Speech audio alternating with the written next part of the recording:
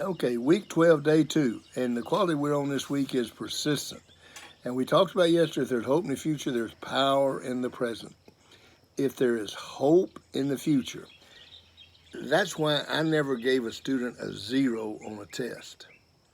If you give a student a 0 on a test and they make 100 on the next test, the average grade, their average is going to be 50, which is still an F. So what you've done is you've essentially eliminated all hope for the future. If you eliminate hope for the future, you take away the power in the present. Think about this. In football, you're down by 14 points. There's 2 minutes to go in the game. It's over. Everything's done. Nothing. The hope for the future is gone. They fumble the ball. You pick the ball up and run it into the end zone. You're down by 7. You line up and you kick an onside kick, and you get it. Now, what's changed? What's really changed is the hope for the future. And because the hope for the future is there, now all of a sudden there's all this power in the present. And that's all you got to do. You got to make sure there's hope for the future. Every teacher that's out there should focus on giving students hope for the future. Every student that's out there should give themselves hope for the future. Look to the future. Don't worry about today. Take care of today and it'll take care of tomorrow.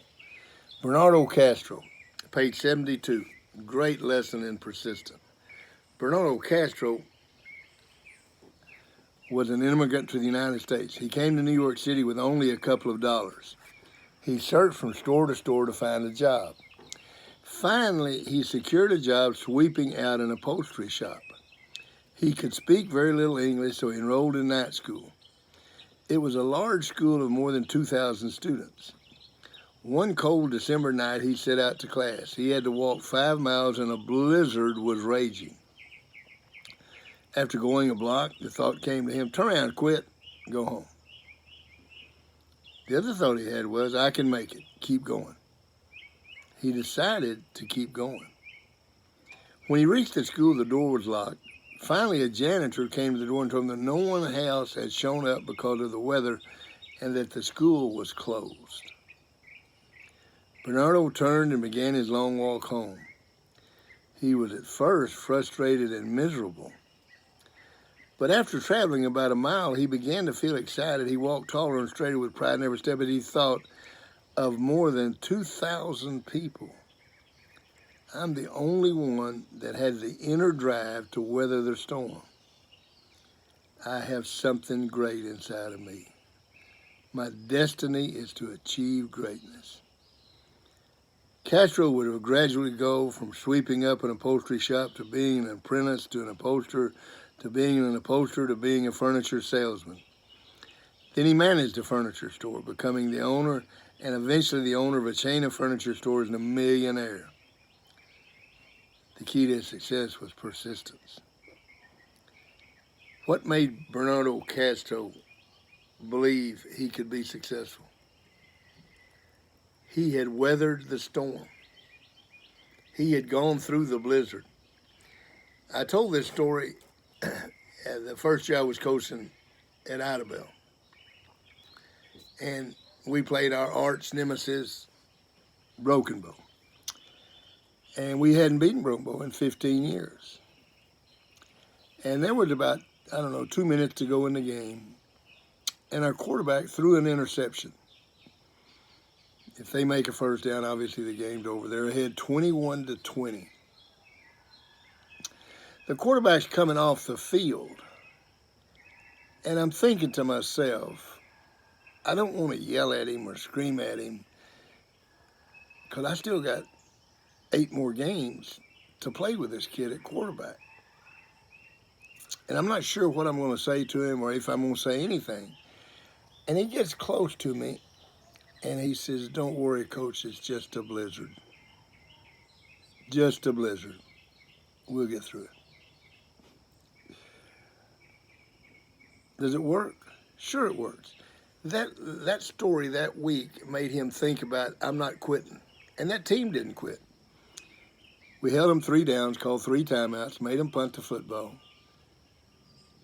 Threw 2 passes, got down to the 5-yard line, kicked the field goal, and won the game 23-21.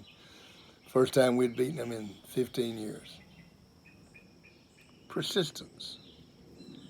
A little story like this, you think about it.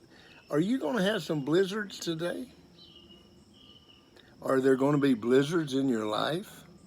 Oh, yeah. Let me guarantee you.